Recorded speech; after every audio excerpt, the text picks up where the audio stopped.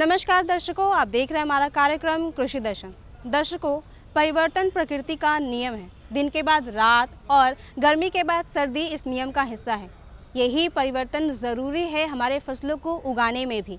एक ही तरह के फसल को बार बार उगाने से भूमि की उर्वरा शक्ति कम हो जाती है, उत्पादन क्षमता कम हो जाती है। इसीलिए हमें अदल बदल करके फसलों को उगाना चाहिए ताकि भूमि की उत्पादन क्षमता भी बढ़ सके, मिट्टी की उर्वरा शक्ति भी बढ़ सके और साथ ही आप अधिक से अधिक लाभ भी अर्जित कर सके। आज के हमारे इस कार्यक्रम की कड़ी में हम इसी विषय की जानकारी लेंगे। हम बात करेंगे फसल चक्र का कृषि में महत्व के बारे में। लेकिन सबसे पहले आइए देखते हैं खबरें खेती की। नमस्कार, खबरें खेती की में आपका स्वागत है। सबसे पहले एक नजर डालते हैं आज के मुख्य समाचारों पर।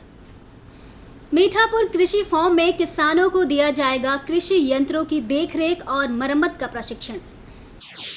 धान की खेती में पोषक तत्व प्रबंधन जरूरी। किसानों की सहयोगी स्ट्रॉ रीपर मशीन। बिहार में राज्य सरकार द्वारा किसानों को खेती में उपयोग आने वाले यंत्रों के रखरखाव और मरम्मती के लिए प्रशिक्षण की व्यवस्था की गई है।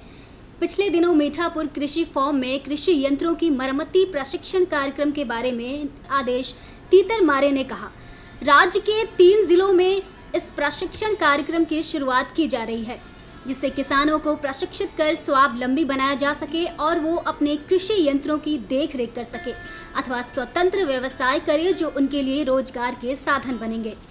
और सरकार के द्वारा कुल 2 करोड़ 32 लाख रुपए की लागत से इस प्रशिक्षण कार्यक्रम की स्वीकृति दी गई। पायलट के तौर पर इस वर्ष सर्वप्रथम पटना, समस्तीपुर और भागलपुर ज़िले में ये प्रशिक्षण कार्यक्रम चलाया जा रहा है। किसान भाई बहनों, धान की खेती में पोषण की अधिक आवश्यकता होती है। इसके लिए खाद या उर्वरकों का प्रयोग यदि परंपरागत तरीके से करने की जगह उसका छिड़काव किया जाए तो दशांश की ही ज़रूरत होगी, जबकि घोल बनाकर छिड़काव करने से और भी कम खाद लगेगा, साथ ही फसल पर असर भी बेहतर होगा। किसान भाई बहनों, कई सारे कारणों से मृदा की घटती उर्वरा शक्ति चिंता का विषय है। इस समस्या के समाधान हेतु आप अभी के समय में ढैंचा की खेती कर सकते हैं। आमतौर पर आलू की खेती से पहले ढैंचा की बुवाई की जाती है। इसकी बुवाई के 40 से 45 दिन बाद पाटा से खेत की मिट्टी पलट देने से मिट्टी की उर्वरा शक्ति में काफ़ी वृद्धि की जा सकती है। इससे आलू की फसल को भी फायदा होता है। पशुपालक भाई बहनों, यदि आप मुर्गी पालन से जुड़े हैं तो इसके उन्नत नस्लों का ही पालन करें। इससे आपको ज़्यादा लाभ मिल पाएगा। इसके कुछ प्रमुख नस्लों में असेल, ग्राम प्रिया, स्वर्नाथ, कामरूप, कैरी श्यामा आदि हैं। तो जो किसान भाई करना चाहते हैं, जिनके पास ज़मीन नहीं, अपने छोटे से घर में करना चाहते हैं, तो एक कड़कनाथ और बनराजा, महिलाएं, खास करके महिलाओं का योगदान इसमें ज़्यादा रहेगा। महिलाएं स्वनिर्भर हो सकती है। तो कड़कनाथ और बनराजा जो वैरायटी मुर्गा है, जो मार्केट में 700-800 रुपये केजी बिकता है।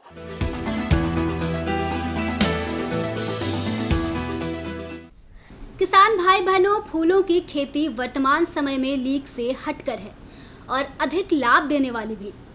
इसी बात को साबित कर रहे हैं खुसरूपुर जिला पटना के कर्मठ और प्रगतिशील किसान अनिल महतो, जो कि सूर्यमुखी फूल के उत्पादन से जुड़े हैं।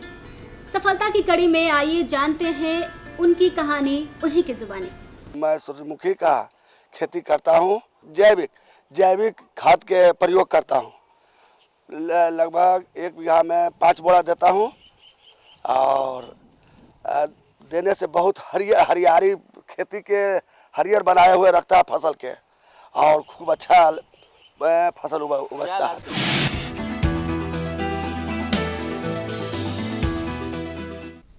किसान भाई बहनों, फसल अवशेषों को काटने के लिए बाजार में कई कृषि उपकरण उपलब्ध हैं। स्ट्रॉ रीपर फसल अवशेषों को काटने में सबसे ज़्यादा प्रभावशाली कृषि उपकरण है। वर्तमान समय में कई सारे कृषि यंत्र बाजार में उपलब्ध हैं जो किसानों के काम को सरल तो बनाते ही हैं, साथ ही साथ समय की बचत करते हैं। जैसे कि फसल कटाई के बाद खेतों के उपज में अवशेष रह जाते हैं और अगली फसल की बुआई से पहले इन अवशेषों की कटाई अगर मजदूरों से कराई जाए तो समय और पैसा बहुत अधिक खर्च होता है। फसल अवशेषों को काटने के लिए बाजार में कई कृषि उपकरण उपलब्ध हैं। स्ट्रॉ रीपर फसल अवशेषों को काटने में सबसे ज्यादा प्रभावशाली कृषि उपकरण है। यह कृषि यंत्र एक साथ 3 तरह के काम करता है। इसमें काटना, थ्रेसिंग करना और पुआल साफ करना या भूसा बनाना शामिल है। इसका ट्रैक्टरों के साथ प्रयोग किया जाता है तो यह शानदार काम करता है और साथ ही ईंधन की खपत भी कम होती है।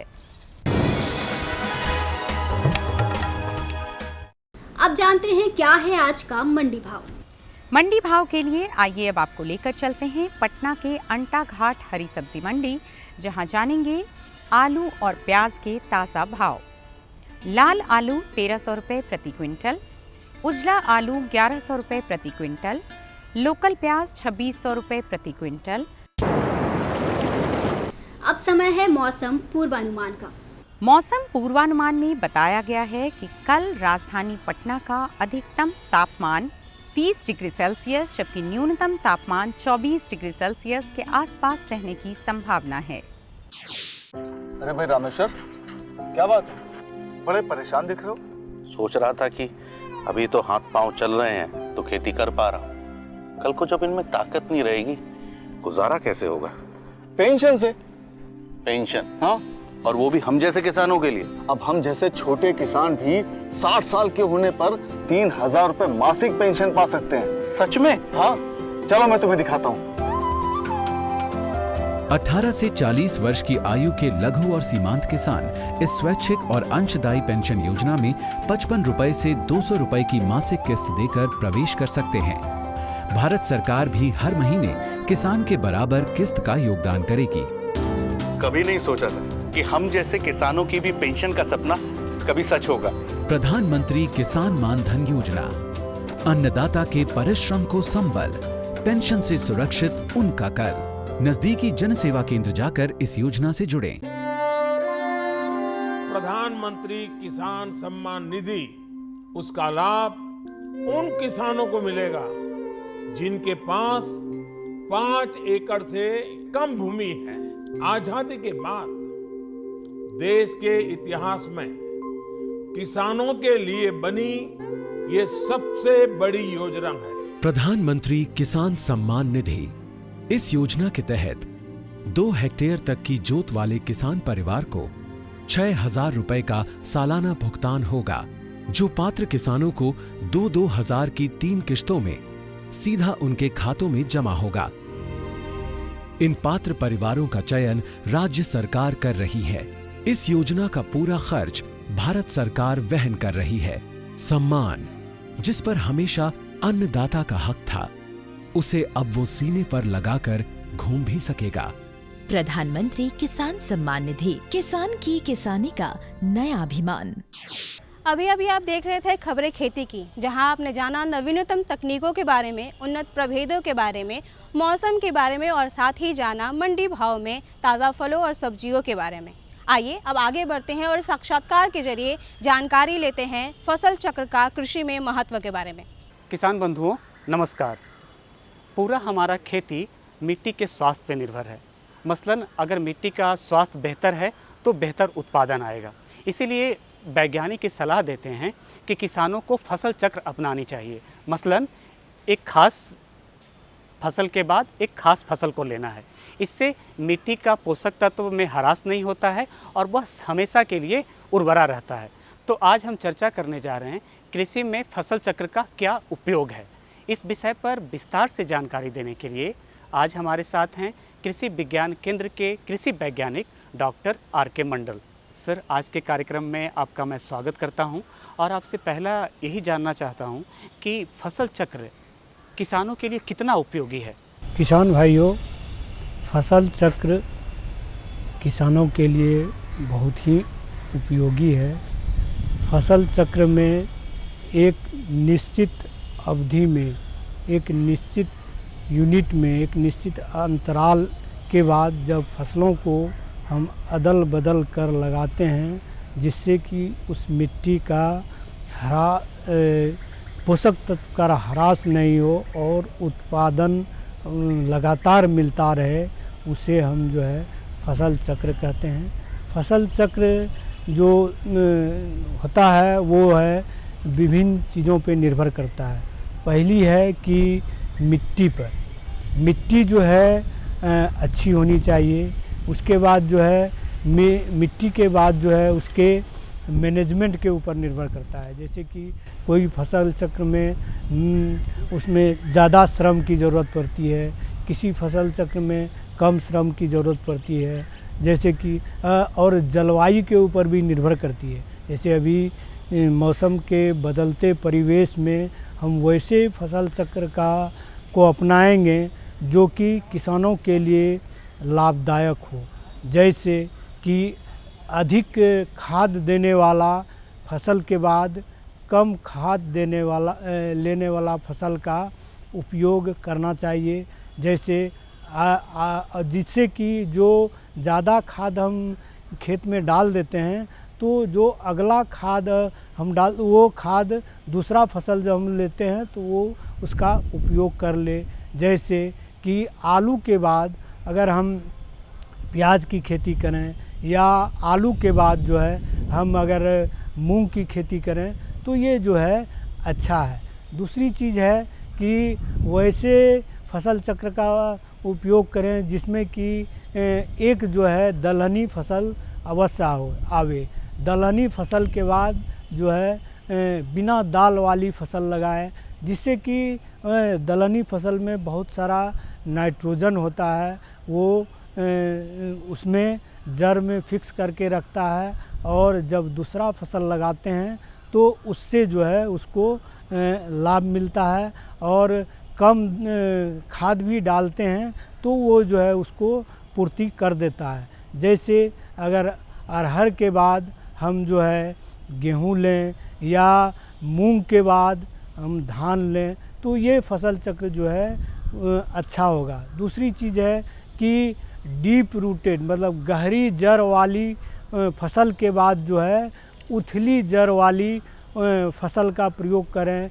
जैसे कि गहरी जड़ वाली फसल है मक्का है या गन्ना है या आपका अरहर है, और उसके बाद जो है आप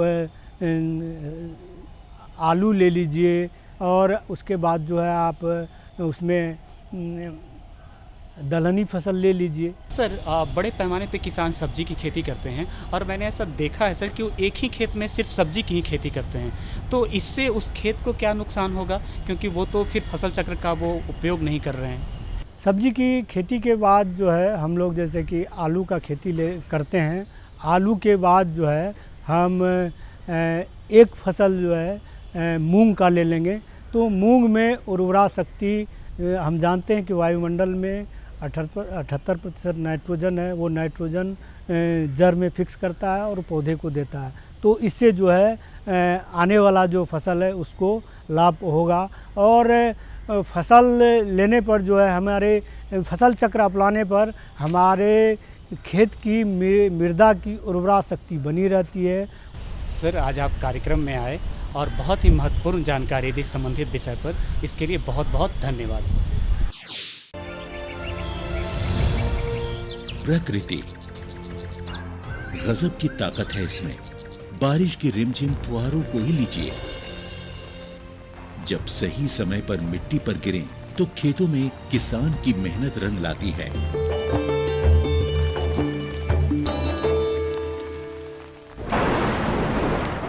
लेकिन वही बारिश बेमौसम हो जाए तो फिर तबाही का मंजर दिखाती है।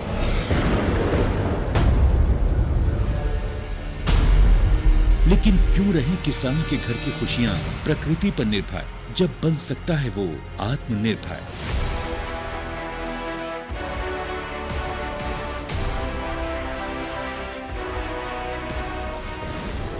किसानों को प्राकृतिक आपदाओं की वजह से फसली नुकसान होने की स्थिति को ध्यान में रखते हुए भारत सरकार ने 2016 में प्रधानमंत्री फसल बीमा योजना की घोषणा की। इस बीमा योजना का उद्देश्य विभिन्न प्रकार की प्राकृतिक आपदाओं जैसे ओले गिरना, जल भराव, बाढ़ का आना, बादल फटना, प्राकृतिक रूप से आग लग जाना, भूस्खलन, चक्रवाती तूफान, बेमौसम बारिश, फसल की बीमारियां, आकाशीय बिजली, कीटों के हमले वगैरह से होने वाले नुकसान की स्थिति में किसानों को वित्तीय सहायता प्रदान करना है।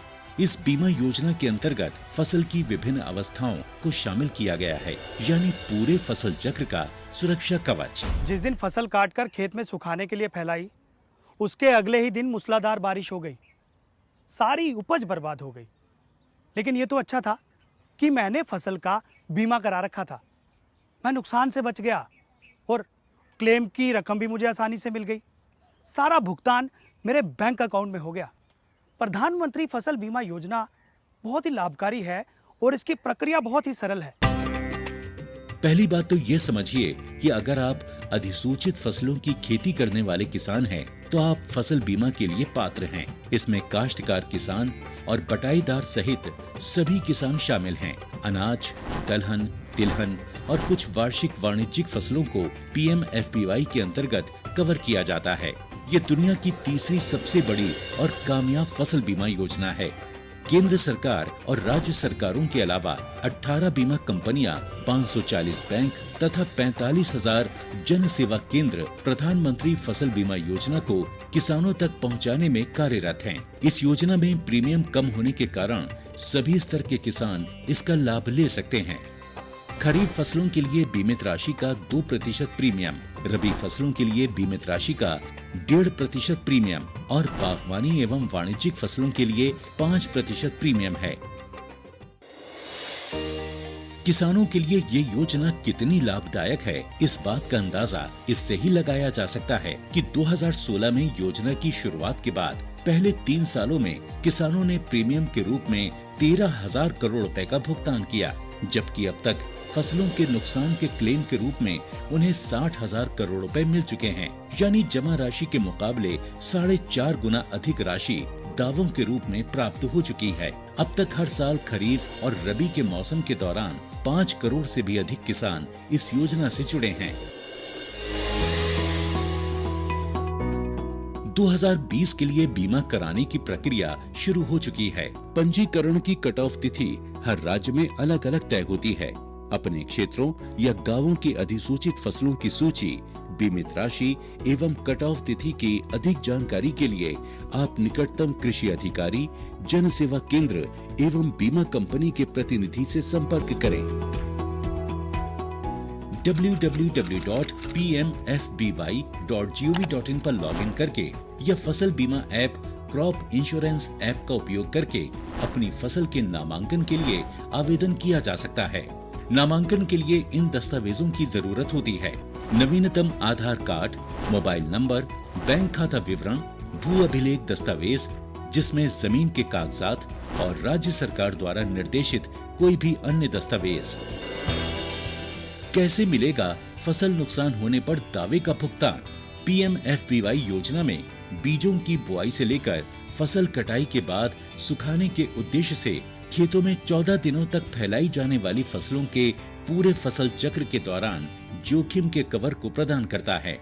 स्थानीय आपदा के कारण या अगर फसल कटाई के बाद बीमित फसलों को प्राकृतिक आपदा से नुकसान होता है, तो बीमित किसान को 72 घंटे के भीतर इसकी सूचना बीमा कंपनी, बैंक या फिर राज्य सरकार के अधिकारियों या बीमा कंपनी के टोल फ्री नंबर पर देना आवश्यक है।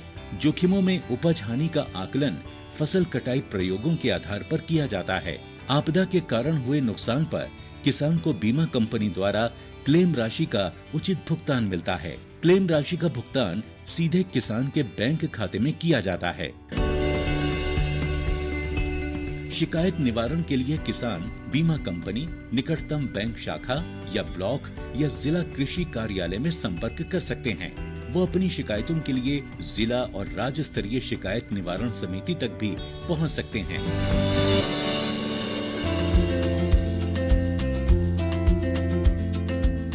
दरअसल पहले सभी ऋणी किसान जो बैंकों या वित्तीय संस्थानों से मौसमी कृषि ऋण या केसीसी का लाभ उठा रहे थे, उन्हें अनिवार्य रूप से इस योजना में शामिल किया जाता था। लेकिन फरवरी 2020 में किसानों के हित में नामांकन प्रक्रिया में एक बड़ा बदलाव करते हुए अब इस योजना को सभी किसानों के लिए स्वैच्छिक कर दिया गया है। प्रधानमंत्री फसल बीमा योजना किसानों को उनकी मेहनत से उगाई फसल को सुरक्षित करके देश को आत्मनिर्भर बनाने की दिशा में अहम कदम साबित हो रही है। जब किसान बढ़ेगा प्रकृति निर्भरता से आत्मनिर्भरता की ओर, तभी तो बनता है आत्मनिर्भर राष्ट्र। अभी आप जानकारी ले रहे थे फसल चक्र का कृषि में महत्व के बारे में। आइए अब आगे बढ़ते हैं और विशेष जानकारी लेते हैं। नमस्कार, आप देख रहे हैं अपना पसंदीदा कार्यक्रम कृषि दर्शन। तिलहनी और दलहनी फसलें कृषक भाइयों के लिए उनके आय का मुख्य जरिया है। तो चलिए आज हम बात करते हैं तिलहनी और दलहनी फसलों की उन्नत खेती के बारे में, और इस खास विषय पर चर्चा करने के लिए हमारे साथ हैं डॉक्टर मनोज कुमार, वैज्ञानिक KVK राघवपुर सुपौल। सर, आपका स्वागत है हमारे इस कार्यक्रम में। बहुत बहुत धन्यवाद। सबसे पहले हमें ये बताएं कि किसान भाइयों के लिए दलहनी और तिलहनी फसलें कैसे वरदान हैं? देखिए, जैसा कि हम सभी जानते हैं कि जो स्वस्थ मानव हैं उनके दिनचर्या को पूरा करने के लिए, अच्छी तरह से कार्य करने के लिए हमको 4000 किलो कैलोरीज प्रतिदिन ऊर्जा चाहिए। और ये 4000 किलो कैलोरी जो प्रतिदिन ऊर्जा जो आता है, उसमें आप carbohydrate, protein, fats, vitamin, minerals इत्यादि की बात हम लोग सब जानते हैं, परंतु उसमें मुख्य रूप से दलहन और तेलहन का बहुत ही अहम कंट्रीब्यूशन है। और उसको यूँ कहें कि 4000 किलो कैलोरीज में यदि इसको हम 1500 किलो कैलोरीज दलहन और तेलहन से आपूर्ति देते हैं तो ये बिल्कुल सही है। परंतु आंकड़ा क्या कह रहा है, इसको देखा जाए। प्रतिदिन प्रति व्यक्ति दाल की आवश्यकता 50 ग्राम होना, 50 ग्राम से लेकर 70 ग्राम तक है, परंतु उपलब्धता जो है आपका है जो कि 48 ग्राम के करीब है। यानी इसमें हम 25% कमी महसूस कर रहे हैं। अगर तेलहन की बात करते हैं तो तेलहन हमें 14 ग्राम प्रतिदिन प्रति व्यक्ति मिलना चाहिए, परंतु उपलब्ध हो रहा है मात्र 7 ग्राम। तो इन दृष्टिकोण से, ऊर्जा के मनुष्यों के स्वास्थ्य के दृष्टिकोण से तिलहनी और दलहनी फसल की बहुत ही नितांत आवश्यक है। सर, तिलहन और दलहन फसलों की इतनी उपयोगिता आपने बताई, इतनी अच्छी जानकारी दी किसान भाइयों के लिए, तो सरकार की तरफ से कोई खास योजना है क्या इसको बढ़ावा देने के लिए? देखिए, सरकार के स्तर से तिलहनी और दलहनी फसलों को बढ़ावा देने के लिए बहुत ही महत्वाकांक्षी योजना है। और आज बिहार राज्य के हर एक जिले के कृषि विज्ञान केंद्र के माध्यम से, जिला कृषि कार्यालय के माध्यम से और NGO के माध्यम से किसानों को आगे बढ़ाने के लिए तेलहनी फसलों का हॉरिजॉन्टल और वर्टिकल एक्सपेंशन, जिसको हम कहते हैं कि एरिया में भी बढ़ोतरी करना है, क्षेत्र में भी बढ़ोतरी करना है, और उत्पादकता जिसको प्रति एकड़ है उसमें भी बढ़ोतरी करने के लिए, तो इसमें से एक योजना है जिसको हम कहते हैं समूह प्रत्यक्षण योजना। अंग्रेजी में इसको कहते हैं क्लस्टर फ्रंट-एंड इम्यूनाइजेशन। और इस योजना के तहत किसान भाइयों को प्रशिक्षण दिया जाता है, और प्रशिक्षण के साथ साथ उनको क्रिटिकल इनपुट के रूप में जो अच्छी बीज होती है वो बीज उपलब्ध कराया जाता है। साथ ही साथ जैविक खाद के रूप में जो PSB एजेटोबैक्टर का भी किसान भाइयों को उपलब्ध कराया जाता है, और उसको कैसे प्रयोग किया जाएगा इसके बारे में विस्तार पूर्वक जानकारियाँ दी जाती है। साथ ही साथ पौधा संरक्षण तकनीकी का बहुत ही ज़्यादा रोल है, उसका भी उपलब्धता किसान भाइयों को दिया जाता है। और इतना ही नहीं, आज है जो कि मतलब तेल को और दाल को जिस रूप में आप उत्पादन करते हैं उसको मतलब प्रसंस्करण के रूप में बनाने के लिए, या जिसको यो कहे दाल मिल और तेल मिल को खरीदने के लिए भी सरकार के माध्यम से किसान भाइयों को पूंजी उपलब्ध कराया जाता है, और उसको एक्सपोजर विजिट कराया जाता है, प्रशिक्षण दिया जा रहा है। तो सरकार के इसके अलावे भी राष्ट्रीय कृषि विकास योजना का भी उद्देश्य है तिलहनी और दलहनी फसलों को बढ़ावा देना। सर, बहुत अच्छी जानकारी दी आपने। चलिए, धन्यवाद। तिलहनी और दलहनी फसलों की शस्य क्रिया क्या है? चलिए, ये आपका जो प्रश्न है ये किसान भाइयों के लिए बहुत ही कारगर है। जैसा कि हम जानते हैं कि उत्पादन और उत्पादकता कैसे बढ़ेगी, इस पर है जो कि बहुत ही सरकार के स्तर से प्रयास किया जा रहा है।